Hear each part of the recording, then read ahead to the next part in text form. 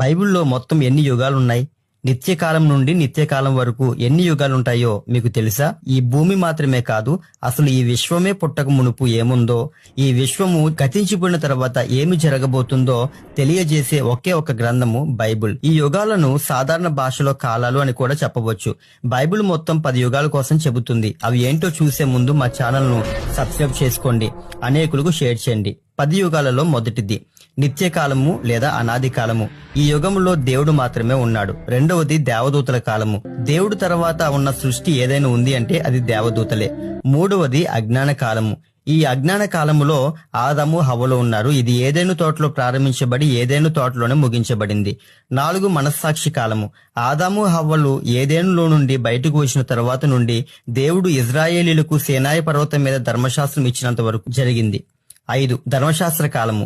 సీనాయి పర్వతం మీద ప్రారంభించబడి యేసయ్య కాలం